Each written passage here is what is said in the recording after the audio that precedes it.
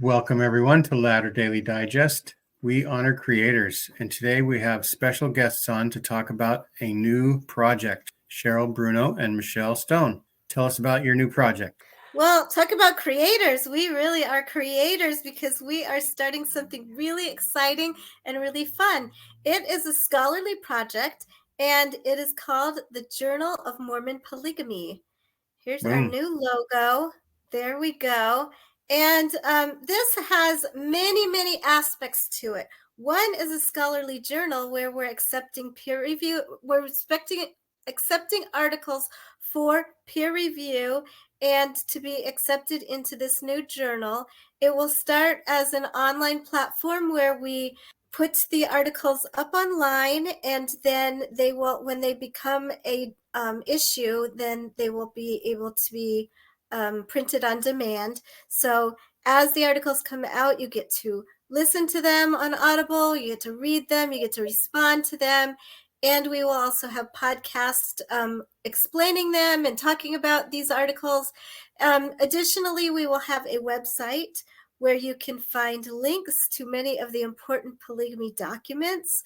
We have many volunteers who are volunteering to put transcriptions up of some of the documents that have not been transcribed for your ease of looking at these original documents. And we also have a conference that will be a yearly conference where people come and present on this subject. Can I jump in for a minute? She explained it so well. Thank you, Cheryl. So I can give you some of the background of how this came about, if that's all right. Yeah, when did you first start thinking of this? Well, so this topic, so Cheryl and I have been engaging quite a bit on various issues and aspects. Cheryl and I actually have different perspectives on one of the central issues of Mormon polygamy, but that actually has been valuable to us to be able to see things from different perspectives. And as we've brought in more and more people, it's been valuable. We've recognized the value, and more than that, we have recognized from the work I've done, from the work that others have done, how vast this topic is. It's huge. Cheryl recently published a book, Secret Covenants on Polygamy, which is one of the most recent things that's been done on polygamy. And that's part of why Cheryl is such a relevant voice on this topic. And we've just realized that there is so much to talk about. There is And there's a ton of interest in this topic as well right now, in particular, especially as we've gotten the Joseph Smith papers coming out, and we're expecting the William Clayton journals to be released in a year and a half or 2 years. And, so much more information has become available. And we've also recognized there's a ton of, because of all of the interest, there's a lot more work being done, often in different communities. So there's sort of this grassroots effort of people just taking up the study and finding incredible sources, making arguments, looking at sources in different ways. And as well as, like, I would say that's what Cheryl's book did. If you read her article in particular on Emily Partridge, she's really reinvestigating the sources that we've had. And we felt like that needs to be done. And there is so much to say on this topic. This journal is very focused, but the topic of polygamy has tentacles that go everywhere. It's like the gift that keeps on giving. There's never going to be a shortage of things to say. And we really felt like, rather than having one article here in this journal or one article here in this journal, it would be just amazing to have a journal dedicated to this topic. And we're so excited about that idea. But then, as we've been talking about the other things that are kind of possible now that have never been possible before, where if you want to jump in, Cheryl, let me know. I know we both. You're doing great. Thank you for going. Okay. As we've recognized how really the work of history has been democratized. Information is available everywhere. And so people are pulling it up.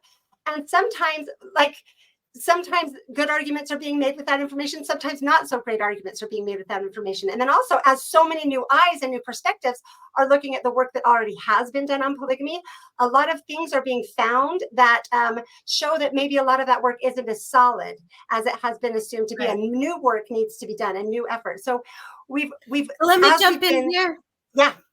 Yeah, real fast. So when I started my work in Mormon history, I was a novice, and I don't have an advanced degree. either. So really, I started out at the grassroots myself, and so many others in Mormon history have done the same. Where we start, Don Bradley himself has done this, and Dan Vogel, some of the other important voices, just started from ground zero. Interest. And we had to learn a lot about history and how to do it well. And I think that some of this, since it's exploded so much, people are having to learn how to look at documents, how to read documents, how to analyze documents. And so I think that there's a great need for mentors in this field, and there's a great need for to lift the discourse a little bit. Sometimes we see a lot of this back and forth fighting going on, whereas we need to maybe focus on a certain thing and really analyze it rather than immediately make a decision about what it means. You need mentors, not dementors. Yes, we do. Yes, the topic of polygamy has become so, in some ways, so polarized. It tends to be quite polemic in how it's done now, and we really do. We have several different visions. Our vision for this journal is actually, we're very excited about it, because on the one hand, we do want to elevate the level of discourse, where instead, like, this journal is, let us just clarify from the outset, this journal is not about Joseph Smith practiced polygamy or Joseph Smith did not practice polygamy. That is not what this is about at all. In fact, in our submission guidelines, we specifically say we do not accept papers along those lines. You know, like we want to say, hey, let's look at, like, recently Cheryl and I have been engaging quite a bit on the work I've been doing on the Whitney documents. Let's look at the Whitney documents and see what we can learn from them, and what different perspectives or what things haven't been said about them yet. Let's look at the 1869 affidavits. What hasn't been said about them yet? A whole lot has not been said about them yet. Let's look at Emily Partridge's testimonies and see what we can figure out about that. There is so much to discuss that can help us all learn more. And these discussions need to be had. They need to be open exchanges and welcome. And so what we've recognized is, since there's so much energy on this topic and so much interest in it, that the journal is our way of trying to capture all of that and bringing it together. We really have some huge advantages in the academic community. For example, peer review and good historical practice, and a lot of knowledge and collaboration with very experienced scholars. And then there are also some maybe some shortcomings in that, there's a tendency to sometimes think this is settled, all of the work has been done on it, there's nothing more to say that's of interest. There's also there tends to be kind of a I don't want to say it the wrong way, you can help me, but sort of an insular, like they write journal articles that are mainly read by other academics, and it kind of stays in that group. Whereas on the other side, there's this huge energy and this new way of looking at things, kind of like coming at the study of polygamy from different perspectives, and where people are finding things that need to be looked at differently, and all of this energy and so much interest that we're able to reach thousands of people instead of hundreds of people, right? And then so these are and a lot of energy and a lot of just volunteer work people are just doing because of interest. But at the same time, there isn't the peer review. There isn't the way to necessarily separate the wheat from the chaff, I would say, as well in either arena. So what we are hoping to do is to capture the best of both worlds. That's why the articles, as Cheryl was saying, we want to really shorten the time frame. That's one of the other challenges of academia, is there's a really slow turnaround. It can be several months, sometimes years, before the next thing can be said, just because of how those systems work. And we have some really exciting ideas. Let me just break in real quick. I got to break in real quick because Michelle is so enthusiastic. I know. No, please, I want you to. So we do have I think that we're going to get a great balance here, because we do have so much enthusiasm on one side that sometimes we overstep when we have too much enthusiasm. Like, look at this document, I need to tell 2,000 people about this document right away.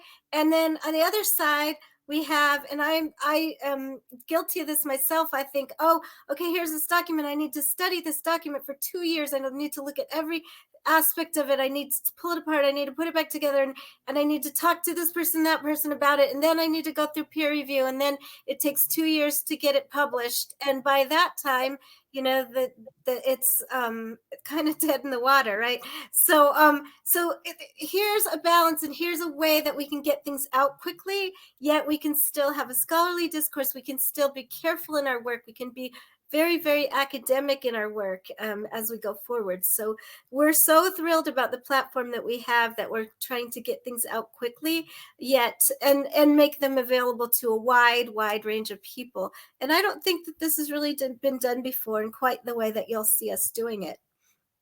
Yes. So if I can jump back in, we'll just go back and forth. But that is why we are trying to format this to be able to receive the benefits of both communities, right? And of any other communities that want to be involved. So we have that quick turnaround. There's actually several communities that we have going on here. We have many people are interested in Mormon polygamy. Just scholars in general who aren't even Mormons love to study Mormon polygamy. We have polygamists themselves who are quite interested in the topic, and we have grassroots researchers. We have those who are involved with the church, like Joseph Smith Papers people.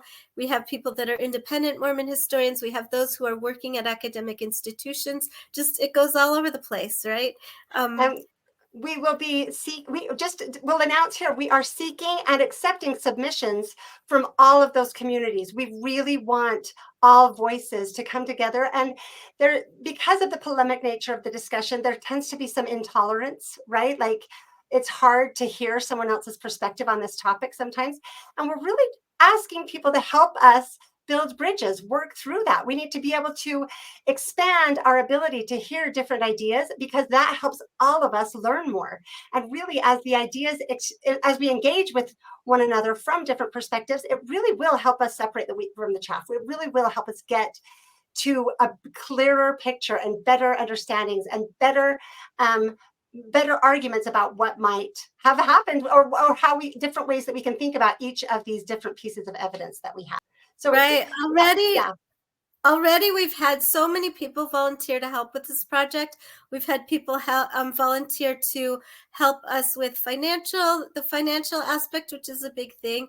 We have people who have volunteered to help us with our conference, to help with peer review, to help with our website. So many things already are coming through that we are just thrilled about. How it's just, we like to use the word synergy. We've got a synergy going when we bring together all of these people who are interested in the topic, and it's just bigger than any of us could do on our own.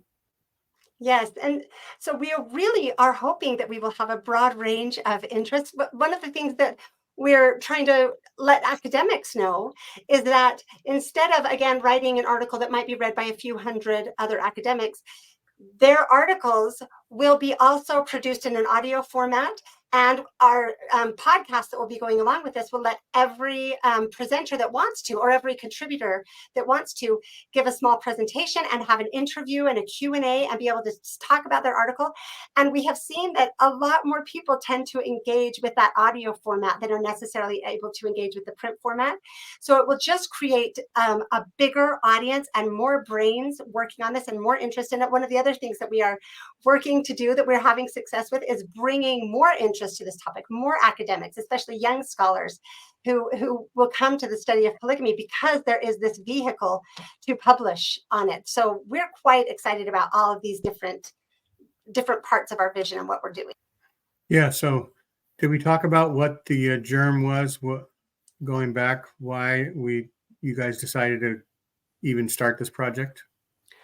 Well, let's see. We've been talking about it. I think it really is just wanting to make sure that there was a platform where all of these conversations could happen, and that was big enough to facilitate all of these conversations. Right? We've been wanting to get people to publish on this, and I think that this will make people see, oh, I want to write that article for the Journal of Mormon Polygamy, rather than not kind of quite knowing what to do with it.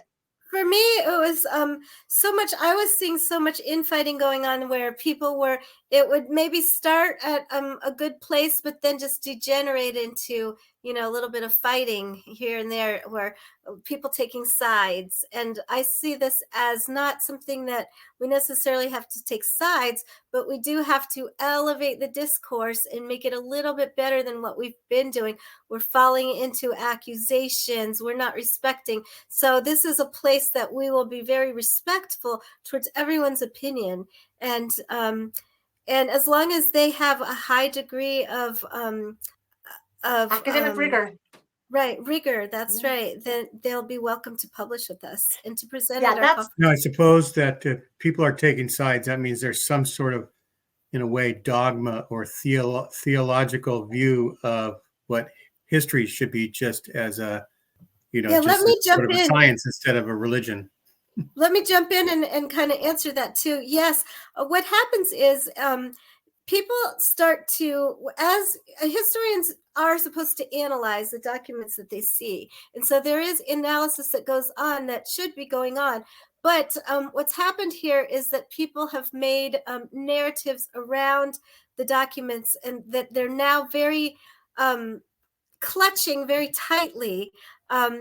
And what I've discovered, this is a very important discovery that I've made, because I thought that everybody kind of on my side of the debate had the same little narrative in their head about Joseph Smith and his polygamy and his practice of polygamy. And I discovered that no, there are several different ones. In fact, there are, tens of different narratives that can fit with the different documents. And so what we need to do is we kind of need to put aside our narratives for a while and go back to looking at the documents, because what's happened is, and I have to say that I've done this as well. Let's go back to the Whitney documents, which Michelle just brought up. I always thought that the Whitney documents were very solid contemporary evidence for Mormon polygamy. And as I've now started to look at them more deeply, I've realized that, we actually don't have a lot of solid contemporary evidence for any of our narratives. So we need to just let the narratives go for a little while, look at the evidence a little bit more closely before we then start rebuilding our analysis. Yeah, can I add to that a little bit? It's the forming conclusions, right? It's taking a document or a set of documents and forming conclusions, and then maybe being set, like kind of glued in to what those conclusions have to be, and say everything has been said that needs to be said on that.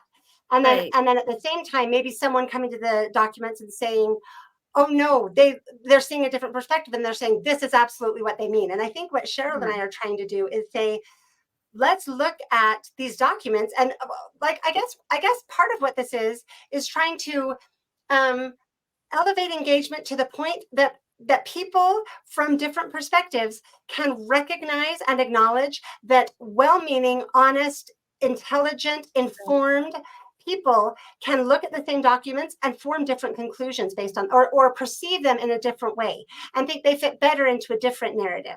And so that's what we think is valuable, is if everybody just assumes that these documents tell this story, and they just assume that they're conclusions, then we're never questioning our conclusions, and we might miss important things. And I think that has been happening in this debate. And then we have the same danger of coming to the documents with a new perspective, and then forming conclusions about them prematurely in that direction too. So that's what we're trying to say is, like, everything, what I was gonna say everything's up for grabs, and I don't mean it that, but I mean like let's set aside our conclusions, and if we think there's no discussion to be had on that, let's be patient and see what articles come in and see, right? Like, and one of our other important visions for this journal is we accept submissions from everybody. It doesn't matter who you are, it matters the quality of what you write, right? So you're not going to get a pass because you have a big name and be able to submit publish a maybe subpar article. And at the same time, if you don't have any name and you send us something good and the peer reviewers approve it, then you can be published. And I love what Cheryl is really dedicated to, because she's been such a good mentor to me, to be able to also say, submit your articles and we will do our best to have our peer reviewers in our peer review guidelines, to give helpful feedback, so you can try again if your work needs a little bit of, if you need a little bit of practice before your article is quite ready. So when do you think the website will go live? Is there an estimated time? So again, we have fantastic people helping us, and they know who they are. They know that we love them. And so the website, it might be up this week. It will not be fully filled yet, but that will all be added as we go. It's going to be a project to build the full database that we want to have. That's not going to be immediate, but the website that will have the submission guidelines, the submission instructions, the information about our conference, and what else, anything else that they need to know, should be up in the very near future. So we can put the web address in the links below, and if it's not ready yet, then just check back a few days later. Yeah, and this is going to be a work in progress, and we have so many big plans for it. We're going to have so many things available on our website. It'll be one place that you can go to find polygamy documents, and especially link to polygamy documents, so they'll be very easy to find the originals. And it might have been difficult for people to maybe navigate other websites. The Church History Library is sometimes hard to navigate, but yet on our website, we're hoping to have it organized so that you can easily find. And as much as possible, we'll have transcriptions that you can easily search as well. Yeah. So what proportion do you think will be like links to the Joseph Smith Papers project? I mean, is that going to be quite a bit? A lot. Yes, there are many. Like maybe at least 50% for a little while until. Well, I don't know, but we will have links to that, because there are quite a few polygamy documents there. But also the Church History Library is a huge repository of polygamy documents as well. The Community of Christ has provided us many documents as well, so we're hoping that they will work along with us. And Michelle and I have had really good relationships with Rachel Killebrew over at the Community of Christ Library Archives, who has provided us so many great things for our research. She is wonderful. Yes. And there are a lot of really important documents relevant to polygamy that are not on the Joseph Smith Papers projects, because they don't fall within their boundaries of what they include. So we will have searchable transcripts of things like the 1869 affidavits, the Temple Lot case, many other critically important sources that need to be included in this conversation, and having them be readily available and searchable, and will just move this discourse forward in really important ways. We will also have on our website where you can volunteer. As Cheryl said, we've had so many incredible high quality offers of help that we are just thrilled about. So we are definitely open to that. Like Cheryl and I are volunteering our time, and we would love to know how people would like to get involved and how they would like to help. Mm-hmm. That's right. We'll all show the logo again, and I got to figure out. There it is. That's what I wanted. There we go. And who did this design? I did. Brilliant Cheryl Bruno. There you go. I love it. Yeah. I know that Steve Pinecker has been talking about some of Cheryl Bruner's finest artwork includes a portrait of him. This isn't my artwork, but we love that it's Emma. We think that Emma had a lot to do with just thinking about Mormon polygamy. We think about Emma, and we love Emma, and our hearts go out to Emma. So there she is, kind of our inspiration. Yeah, I love that we've centered her in this discussion, even in our logo. So I think it's beautiful. Everyone in the audience, check out their website. I'll include it in the description. If you want to volunteer some time or money or anything else, or even just look over what they have going in a few days or the weeks ahead. Sounds like an exciting project. It's is there a model? Did you kind of model this out after any other journal? Because you have to. Nope, we've just been exchanging ideas of what it needed to look like. People have brought up other models after we've described it, but I want to also add that be looking for our first edition. I think in the spring is when the full edition should probably come out, and our conference will be in late March, and the information will be coming out about that. So that's when we're really going to get going. So if you want to be submitting papers for that first edition, which really will be something to be published in the first edition of the Journal of Mormon Polygamy. That's right. Yes. You'll be making history. Mm-hmm. You will be making history. We expect this to be really big and something that is going to take hold quickly and be permanent. So we are just so excited about it. And I would like to be in that first edition myself. That's right. Well, thanks for coming on the show and talking about your project. You both have been on our show before, and so we'll also have links to the appearances you've made on our podcast. And we appreciate your enthusiasm. Everybody that's watching, like and subscribe, and check out Michelle's podcast as well, 132 Problems with Polygamy. Is that what it's the full name? Revisiting Mormon Polygamy. Yeah, watch the Wiki document episodes that I just did, and then Cheryl came on with me. They're great. And also read my book, Secret Covenants, the edited volume of several authors have written about Mormon polygamy that just came out with signature books. That's and right. Also a brilliant book this year on William Marks, who is also very relevant to the I was thinking a tab for the website could be like a book list, right, of all different books. Oh, yeah. We intend to have links to many, many different things that refer to Mormon polygamy. Yeah, one thing I did notice when I went to my first Mormon History Association and also Sunstone is, and people might not know this, but when scholars write a book or present a paper, a lot of times right after that, somebody does a critique of it. And sometimes there'll be a panel. Sometimes it'll just be a one-off paper where they talk about things. But a lot of times there's question and answer period right after. So there's some engagements. And so all those things will probably be available with the Journal of Mormon Polygamy conference that you guys might have soon. And so yes, absolutely. We'll be looking forward to that. All right, everybody. Have a good rest of the year. Bye-bye. Bye. Thanks for having us on, Jean. Yeah.